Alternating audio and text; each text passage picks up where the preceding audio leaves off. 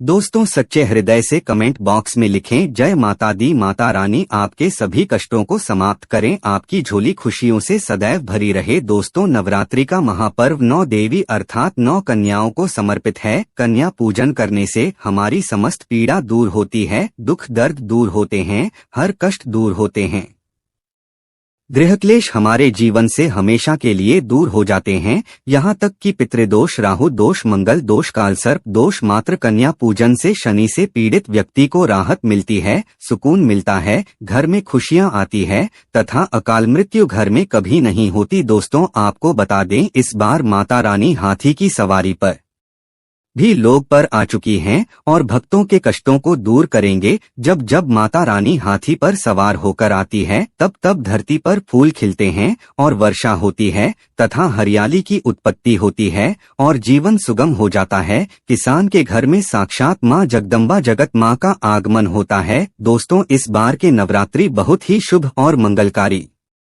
माने जा रहे हैं। इस बार शारदीय नवरात्रि 15 अक्टूबर दिन रविवार को शुरू होकर और इसका समापन 23 अक्टूबर दिन सोमवार को होगा। ऐसे में 24 अक्टूबर दिन मंगलवार को ही दुर्गा विसर्जन होगा। जो लोग माता रानी की स्थापना करते हैं, मूर्ति स्थापना करते हैं, वह लोग 24 अक्टूबर दिन मंगलवार को विसर्जन करेंगे रहेगा। दोस्तों, नवरात्र की अष्टमी और नवमी तिथि पर कन्या पूजन का विधान है। इस बार महाअष्टमी तिथि 22 अक्टूबर 2023 यानी कि इस दिन रविवार है और नवमी तिथि 23 अक्टूबर 2023 दिन सोमवार को है। ऐसे में आप अष्टमी और नवमी को इन दोनों तिथियां में कन्या पूजन अवश्य ही करें। कन्याओं को भोजन अवश्य खिलाएं। शास्त्रों में 9 दिनों के नवरात्रि को बहुत ही शुभ और मंगलकारी माना जाता है और वहीं 8 दिनों के नवरात्रि को अच्छा नहीं माना जाता है। ऐसे में 10 दिनों के नवरात्रि बहुत ही शुभ माने गए हैं।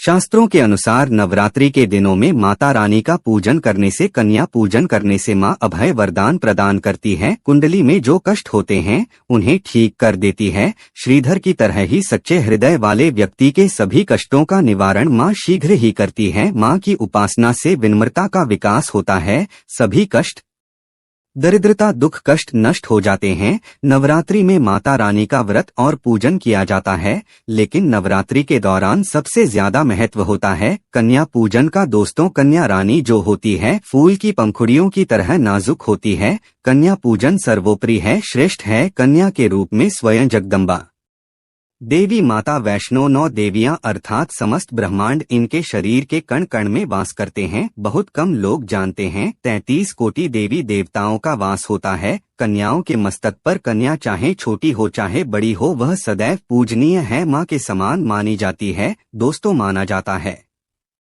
और उपासना से माता रानी इतना प्रसन्न नहीं होती है जितना कि कन्या पूजन से होती है। नवरात्रि में छोटी छोटी कन्याओं को माता रानी का स्वरूप माना जाता है। कन्याओं को भोग लगाया जाता है, उन्हें प्रसन्न किया जाता है और बदले में आशीर्वाद मांगा जाता है। कन्याओं को प्रसन्न करने के लिए गिफ्ट आदि उपहार वगैरह दिए जाते हैं।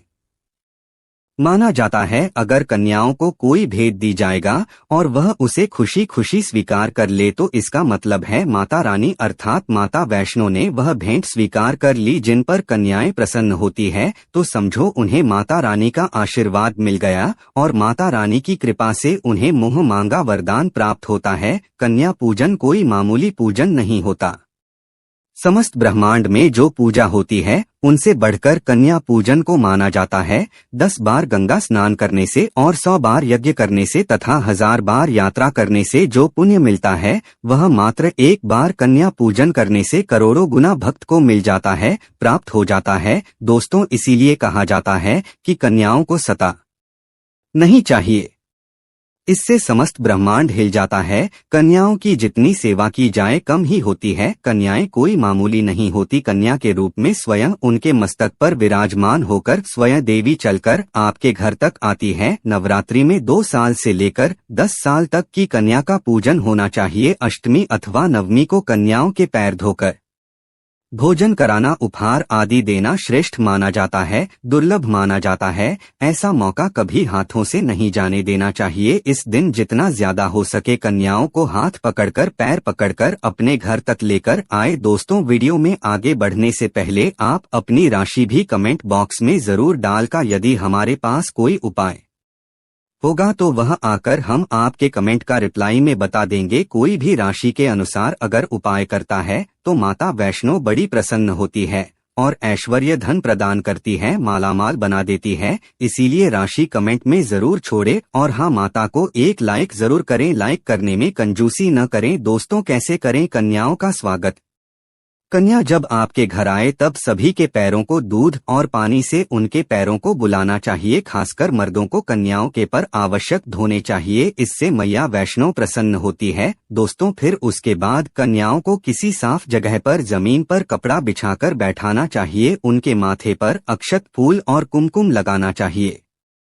फिर उसके बाद भोजन ग्रहण करवाना चाहिए, लेकिन हमेशा याद रहे कन्याओं की थाली में 3 पूरियां कभी ना रखें। इसे शुभ नहीं, घोर अशुभ माना जाता है। 3 पूरियां तथा 3 रोटियां मरने वाले व्यक्ति के लिए निकाली जाती है और जेल में कैदियों के लिए दी जाती है। ऐसे में कन्याओं को उनकी थाली में 3 पूरी कभी ना दें, लेकिन 1-2 कप के पूरियां दे सकते हैं। इससे 3 संख्या बढ़ जाती है और दोष भी नहीं लगता। दोस्तों, कन्याओं को खाना खिलाने के बाद अंतिम में कन्याओं के सर पर लाल चुनरी उड़ाना चाहिए और भोजन में आपको खीर, पूरी, हलवा, चना तथा आलू की सब्जी, छोले वगैरह की सब्जी खिलानी चाहिए। पनीर आदि भी खिलाया जा सकता है। वैसे माता रानी का प्रिय भोजन खीर, हलवा, पूरी और छोले आदि हुई है, लेकिन भूल से भी लहसुन और प्याज का इस्तेमाल कभी ना करें, अन्यथा अनर्थ हो जाएगा। अक्सर कई लोग कन्याओं को कुरकुरे का पैकेट, चिप्स वगैरह का पैकेट खेलते हैं, जो कि घोर अनर्थ माना जाता है, क्योंकि इसमें लहसुन, प्याज का इस्तेमाल होता है, जिसके कारण आपका व्रत खंडित हो सकता है, माँ दुर्गा क्रोधित हो सके थी है। जहां आपने 9 दिनों तक लहसुन प्याज का परहेज किया, लेकिन आपकी एक गलती पूरे व्रत को खंडित कर सकती है। इतना भी नादान नहीं बनना चाहिए कि माता रानी रुष्ट हो जाएगा और कन्याओं को भी अशुद्ध होना पड़े। कन्याओं को डब्बा बंद कोई भी ऐसी चीज न खिलाएं जिसमें लहसुन प्याज होता है। कई चीज तो ऐसी होती है मार्केट में जिसके अंदर लहसुन प्याज का इस्तेमाल होता है। ऐसा आप कभी मत करना। दोस्तों, कई लोग कन्या पूजन में खाना घर पर नहीं बनाते और मार्केट से रेडीमेड लाकर ही खेलते हैं तथा दही जलेबी खिलाते हैं, जो कि शुभ नहीं माना जाता है। दोस्तों, ऐसा खाना खिलाते हैं जिनके घर में मान लीजिए कोई दुर्घटना आदि हो गई है या घर में कोई बीमार है या कोई मुसीबत है, तब वह ऐसा करते हैं। लेकिन अगर आप स्वस्थ हैं, आपको कोई पीड़ा नहीं है, तो ऐसा भूलकर भी नहीं करना चाहिए था। माता रानी दही जलेबी नहीं, आपके हाथों का बना भोजन खाना चाहती है, आपका प्यार चाहती है। फिर चाहे आप घर में एक ही पूरी क्यों ना बनाएं माता के लिए, पर आप स्वयं ही अपने हाथों से माता रानी को भोजन खिलाएं। देखिए, भले ही आप दही जलेबी खिला सकते हैं, परंतु माता को घर का बना हुआ शुद्ध भोजन ही अति प्रिय है। खासकर नवरात्रों के दौरान घर में पका खाना अवश्य बनाना चाहिए। माता रानी बहुत प्रसन्न होती है। घर का बना पक्का खाना ही कन्याओं को खिलाना चाहिए। हमेशा याद रखें, कन्याओं को प्लास्टिक के बने दोने में खाना नहीं खिलाना चाहिए। ऐसे बटन पूजा पाठ के लिए शुभ नहीं, अशुभ होते हैं, क्योंकि प्लास्टिक के ज्यादातर बटन जो होते हैं जानवरों की हड्डियों द्वारा बनाए जाते हैं। इसीलिए ऐसा पाप मत करना। कन्याओं को हमेशा स्टील के बर्तन या पत्तों से बने बर्तनों में ही भोजन कराना चाहिए।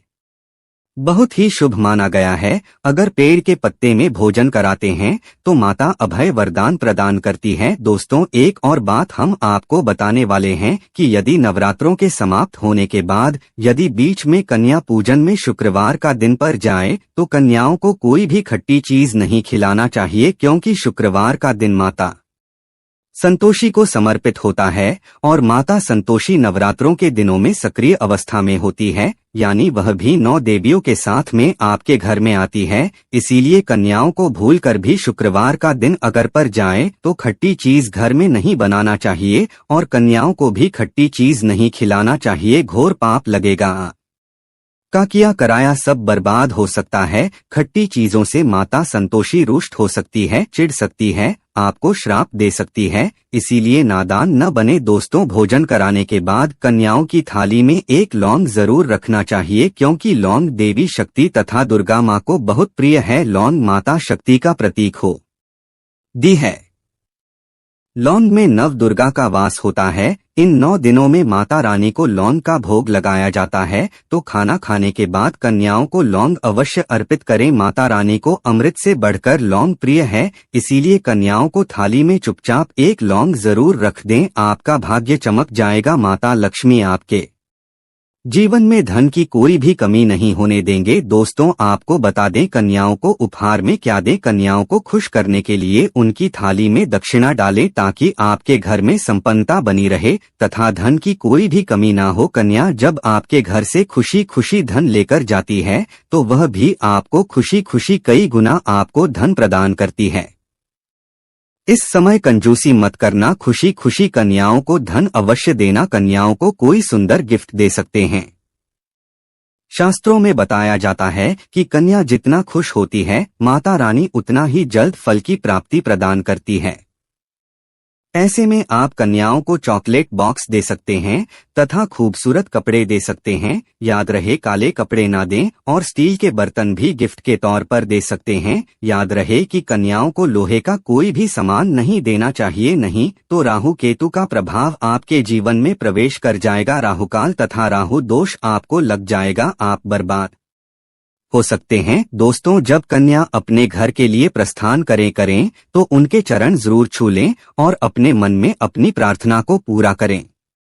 सच्चे दिल से मांगी मुराद माता रानी अवश्य ही पूरी करती है। सच्चे दिल का मतलब होता है मन में कोई भी लालच न हो, और अगर वह लालच माता को पाने के लिए बन जाए तो उसे बोलते हैं सच्ची श्रद्धा और सच्ची भक्ति। ऐसी भक्ति के आगे स्वयं 33 कोटि देवी देवता आपको नमस्कार करते हैं। दोस्तों नवरात्रों के दिनों में अगर मिल जाएगा आपको यह संकेत, तो समझो माँ दुर्गा आपके घर में आ चुकी है। यह संकेत बताते हैं माँ दुर्गा का आशीर्वाद आपको प्राप्त होने वाला है। तो आइए शुरू करते हैं। दोस्तों पहला संकेत, जब आप कलश स्थापना करते हैं तो से निकली हरियाली बहुत ही शुभ मानी गई है।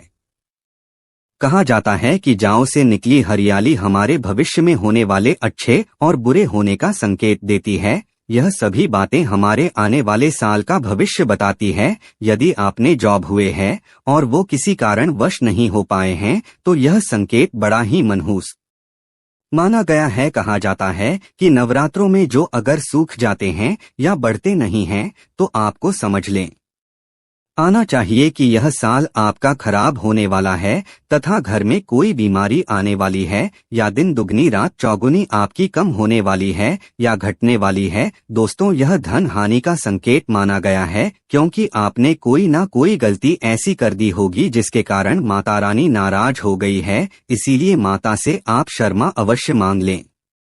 माँ अपने भक्तों को अवश्य माफ करती है। एक माँ ही होती है जो अपने बेटे को, अपने लाल को हर गलती पर माफ करती है, लेकिन ऐसा बेटा किस काम का जो माँ से माफी मांगे। इसीलिए माता रानी से अपनी गलती की माफी अवश्य मांग लें। मैया वैष्णो अपने भक्तों को कभी निराश ही नहीं करती, बल्कि उन्हें धन धान्य से और खुशियों से परिपूर्ण बना देती है। और दोस्तों यदि जो हरे भरे हो जाते हैं तो यह शुभ संकेत होता है। इससे आने वाले समय में आपको बहुत ज्यादा ही धन लाभ होगा। माना जाता है कि 1 रुपए का सिक्का या चांदी का कोई भी सिक्का जॉब के बीचों बीच में अगर मिट्टी में दबा दिया जाए तो घर में सुख समृद्धि आती है। माता लक्ष्मी दौड़ी दौड़ी चली आती है। जो के अंदर हमेशा 1 रुपए का सिक्का अवश्य डालना चाहिए, जो को खाली नहीं रखना चाहिए, उसमें धन वगैरह अवश्य डालें आना चाहिए। इससे माता का आशीर्वाद सदैव परिवार पर बना रहता है और जीवन में कोई भी संकट नहीं आता। खाली जो मतलब धन भी खाली, खुशियां भी खाली ही मिलेंगे। दोस्तों नंबर 2, यदि आपकी नींद नवरात्रों के दौरान सुबह 4 बजे के आसपास खुलती है तो इसे बड़ा ही शुभ संकेत माना जाता है, क्योंकि यह समय ब्रह्मा मुहूर्त कहलाता है।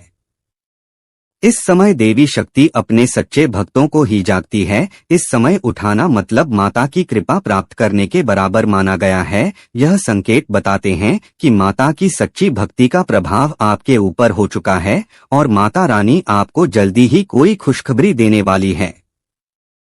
आपकी सच्ची भक्ति से बहुत खुश हैं। दोस्तों नंबर 3, यदि नवरात्रि में आपका मन प्रसन्न होने लगे, पूजा पाठ में आपका मन लगने लगे, पूजा करते समय मन का शांत होना, यह दर्शाता है कि आपको बहुत जल्द माँ की कृपा प्राप्त होने वाली है। माता रानी आपकी भक्ति से बहुत खुश हैं। आपकी भक्ति माता रानी को आनंद दे रही है। ऐसे व्यक्ति को समझ जाना चाहिए कि उसके जीवन में आप अच्छा समय आने वाला है। दोस्तों नंबर 4, नवरात्रों के दौरान अगर माँ के गले से फूल गिर जाएं तथा जौ के हरे भरे पत्ते अगर बिन हवा के हिल जाएं तो इसे अति उत्तम माना गया है। यह संकेत बताता है कि माता रानी का आगमन आपके घर में अस्थायी रूप से हो चुका है। आपको माता लक्ष्मी की कृपा प्राप्त होने वाली है। यह संकेत कुछ खास लोगों को ही दिखाई देते हैं। माना जाता है कि पूजा करते समय अगर धुआं अधिक बढ़ जाए तो इससे यह पता चलता है कि आपके घर से गरीबी हमेशा हमेशा के लिए जाने वाली है। भूत प्रेत आत्माएं अब आपके घर से हमेशा के लिए जाने वाले हैं। पूजा करते समय धुएं का अधिक होना बहुत ही शुभ और मंगलकारी माना गया है। यह संकेत भविष्य में अच्छे परिणाम को दर्शाते हैं। दोस्तों नंबर 5, द्वार पर गाय का आना। वेदों में बताया जाता है कि नवरात्रि के दौरान गाय माता का घर में आना बड़ा ही शुभ संकेत माना गया है। नवरात्रि में द्वार पर गाय का आना अत्यंत शुभ है। यदि आपके भी द्वार पर गाय आती है तो गाय के माथे पर कुमकुम लगाना ना भूले तथा गाय को रोटी जरूर खिलाएं। इससे माँ दुर्गा अत्यंत प्रसन्न होंगी और आपकी झोली खुशियों से भर देंगे। द्वार पर गाय का बार बार आना भी जीवन में आने वाले अच्छे संकेतों की ओर इशारा करता है। दोस्तों नंबर 6, सपने में शेर का दिखाई देना। अगर आपके सपनों में माँ दुर्गा दिखाई देती है अर्थात कोई भी देवी अगर आपके सपनों में दिखाई देती है तो बड़ा ही शुभ माना गया है। नवरात्रि के पावन अवसर पर माता के दर्शन किसी खास भक्तों को ही होते हैं। ये सपने कभी किसी को शेयर मत करना। यदि माता की सवारी तथा शेर रात्रि में सपने में बार बार दिखाई देता है तो माँ दुर्गा आपसे प्रसन्न है। यह संकेत बताते हैं कि जल्द ही आपकी कोई मनोकामना अवश्य पूर्ण होगी और आपके शत्रुओं का नाश हो जाएगा।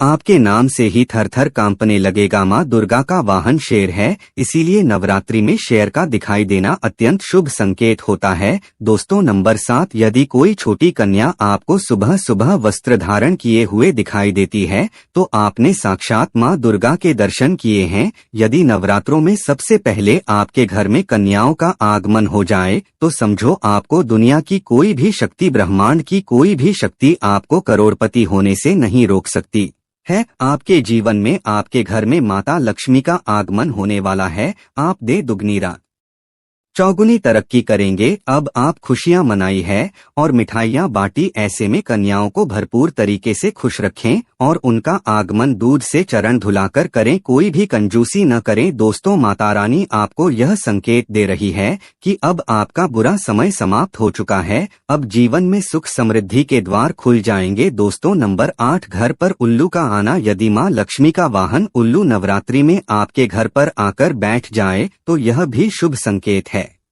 इसका अर्थ है कि माँ लक्ष्मी का आपके घर में प्रवेश हो चुका है और आपकी आर्थिक स्थिति और मजबूत होगी। लेकिन याद रहे उल्लू नवरात्रि और दीपावली पर आना ही शुभ माना जाता है। दोस्तों नंबर 9, यदि ब्रह्मा मुहूर्त के समय यानी सुबह के 4 बजे के आसपास घंटियों की आवाज सुनाई दे जाए या शंख की आवाज सुनाई दे जाए तथा कोई भजन सुनाई दे जाए तो बड़ा ही शुभ संकेत माना गया है। इससे यह पता चलता है कि माता रानी आपकी भक्ति से बहुत प्रसन्न हैं और आपके जीवन में सभी नकारात्मकता का नाश होने वाला है तथा माता लक्ष्मी की कृपा आपको प्राप्त होने वाली है। दोस्तों नवरात्रों के दौरान घर में काली चींटियों का दिखाना, लंबी लंबी लाइन बनाकर मुंह में खाना ले जाते हुए चींटियों को देखना अच्छा संकेत माना गया है। और यदि मंदिर में पूजा करते समय कोई छिपकली आदि दिखाई दे जाए या मंदिर के स्थान की ओर छिपकली चली जाया जाए तो बड़ा ही शुभ संकेत माना गया है। इससे यह पता चलता है कि आपको माता लक्ष्मी की कृपा प्राप्त होने वाली है, माँ का आशीर्वाद आपको मिलने वाला है। नवरात्रों के दौरान मंदिर में छिपकली का देखना बहुत ही शुभ संकेत माना गया है। आपकी भक्ति का फल आपको शीघ्र ही मिलने वाला है, क्योंकि छिपकली को माता लक्ष्मी का प्रतीक माना गया है। किसी शुभ अवसर पर छिपकली का दिखना मंगलकारी माना गया है और नवरात्रि में छिपकली का मंदिर में देखना साक्षात देवी लक्ष्मी का स्वरूप माना गया है। दोस्तों, अगर आप वाकई में मां वैष्णो की कृपा पाना चाहते हैं तो कमेंट बॉक्स में लिखें जय मां वैष्णो।